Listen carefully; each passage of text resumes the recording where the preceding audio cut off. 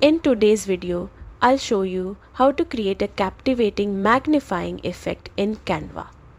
Don't forget to like and subscribe for more design tips. Let's start by opening your Canva project and head to the Elements tab on the left. Search for frames and select a circle frame. This will act as your magnifying glass. Drag it onto your canvas and resize it to fit the area you want to highlight. Next, go back to Elements, search for shapes and pick a simple line to connect the frame to the spot you're emphasizing. Now, drag your image into the circle frame. Double-click the image inside the frame to adjust its position until the perfect detail is highlighted. And that's it.